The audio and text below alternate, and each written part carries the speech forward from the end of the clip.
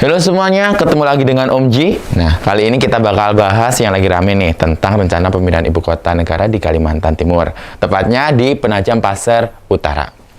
Nah, pemerintahan Presiden Joko Widodo ini memang tidak pernah berhenti ya, yang namanya membangun bangsa ini agar terus maju, terus berupaya mewujudkan pemerataan pembangunan demi kemajuan negara Kesatuan Republik Indonesia.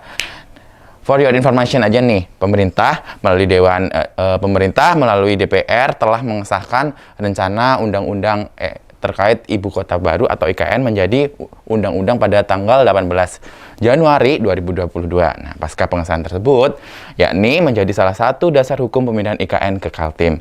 Nah, seluruh elemen terus fokus melakukan berbagai persiapan demi mendukung pembangunan IKN.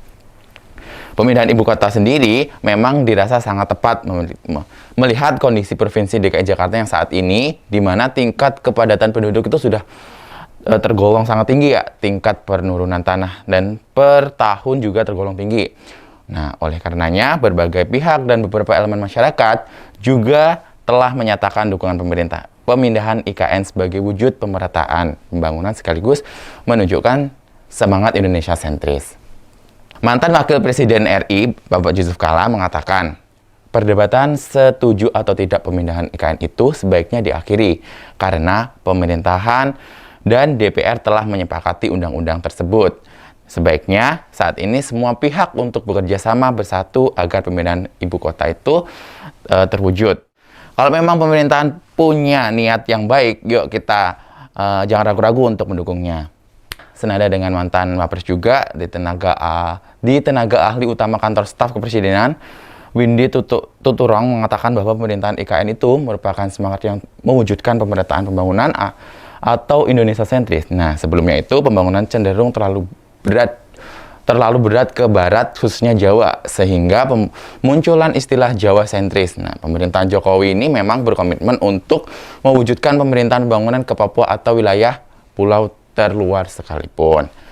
Nah, merujuk situs ikn.go.id, pembangunan IKN sebenarnya membutuhkan waktu yang puluhan tahun yang terbentang dari tahun 2002 sampai 2045 nantinya. Namun untuk periode 2022 sampai 2024 akan dilakukan pemindahan tahap awal ke kawasan IKN. Pembangunan infrastruktur utamanya seperti Istana Kepresidenan, Gedung MPR, DPR RI, dan perumahan juga meliputi pemindahan SN ke sana dalam tahap awal, serta pembangunan dan beroperasinya infrastruktur dasar untuk 5.000 penduduk tahap awal. Presiden RI juga direncanakan akan merayakan HUT RI ke-79 di kawasan IKN pada tanggal 17 Agustus 2024. Tunggu aja ya.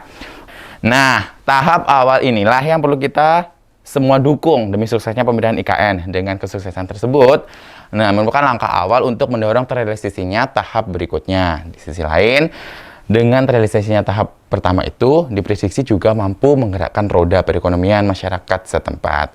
Pembangunan infrastruktur juga berarti peluang lapangan dapat membuka peluang lapangan pekerjaan hingga nanti perpindahannya para SN, TNI, Polri juga dapat dipastikan mampu meningkatkan aktivitas ekonomi di sana. Oke, nah cukup pesan aja ya dari gue.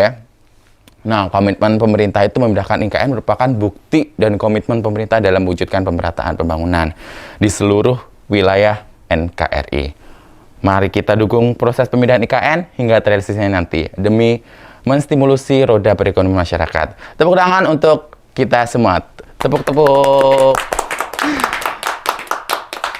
Oke, ada pantun nih sedikit dari gue. Tepuk-tepuk buah manggis IKN Nusantara, wajah baru Indonesia sentris. The next video kita bahas tentang topik yang lagi hangat. Kalau ada yang mau kasih saran ke gue atau mau yang dibahas, silahkan Anda mampir ke kolom komentar di bawah. Jangan lupa like, comment, dan subscribe video kami. Sampai jumpa di next episode berikutnya. Thank you.